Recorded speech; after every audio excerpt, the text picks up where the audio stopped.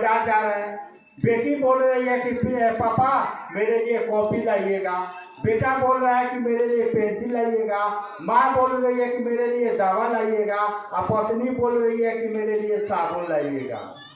सब बोल रही है ना, लेकिन सबका थी भुला गए, बेटी का सामान भुला गए, बेटा का सामान भुला गए, माँ का सामान भुला गए, लेकिन पत्नी जो बोली है सो नहीं भुलाए।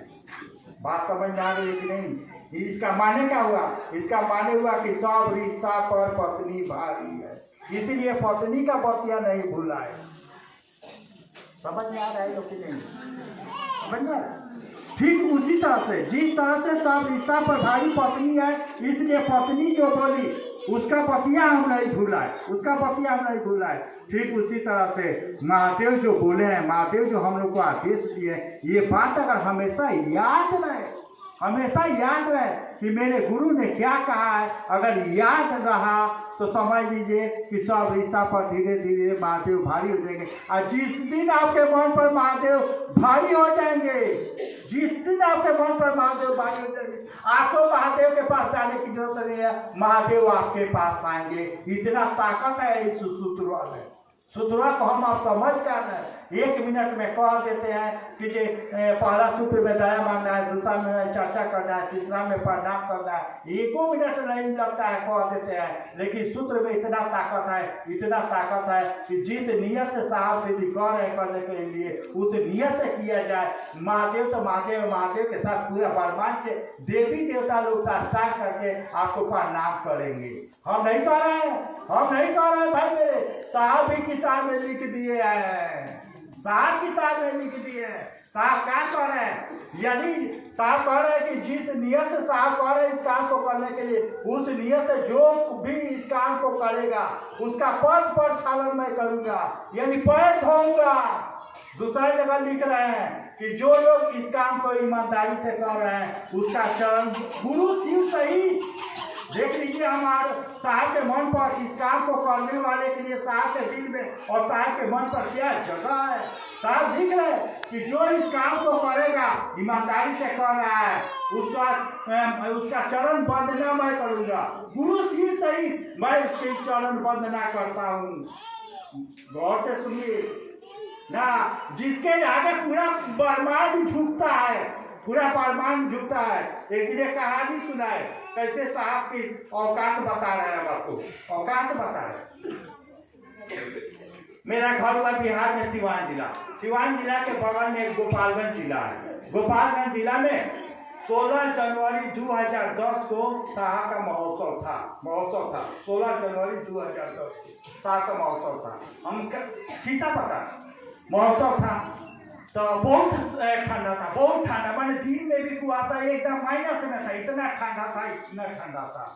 साहब एक दिन पहले पहुंच गए उस स्थल पर, एक दिन पहले पहुंच गए तो नहीं ऐसी माइक वाला लोग टेस्ट करने के लिए बजाता है, माइक बजाता है लोग, एक दिन पहले लोग सेट कर रहा था तो बजाने के लिए एक माइक वाला उसमें हनुमान चालीसा लगा दिया तो साहब सुन रहे थे हनुमान चालीसा। जहाँ थे वहीं से साहब को हनुमान चालीसा सुनाई दे रहा था, माने जहाँ साहब को ठहरने का व्यवस्था था वहीं पर हनुमान चालीसा सुनाई दे रहा था।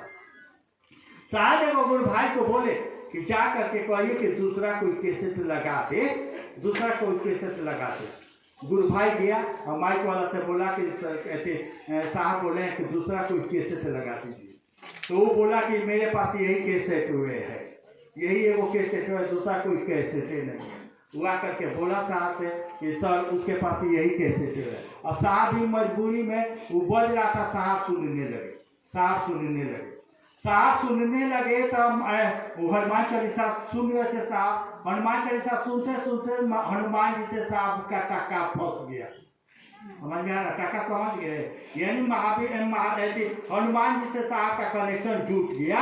हनुमान चालीसा सुनते हनुमान जी से कनेक्शन जुट गया। तो हनुमान जी आ गए, हनुमान जी आए साहब के पास और साहब कहते हैं कि ये आज तक मैंने अपने गुरु को वैसा प्रणाम नहीं किया था जिस तरह से हनुमान जी हमको प्रणाम किए। समझ रहे हैं कि काहे ला सुना रहे हैं? इसीलिए सुना रहा है कि ये देने वाले की औकात बता रहा है कि जिसने हमको आपको ये सूत्र दिया है उसकी औकात क्या है। साधारण आदमी नहीं है साहब जिन्होंने इस सूत्र दिया। उनके चाहत में इतना दम था कि महादेव को भी धरती पर आना पड़ा। उन्होंने हमारे और आपके कल्याण के लिए, दुख दर्द खत्म करने के लिए हमारे आपके दिल में महादेव धड़कने लगे।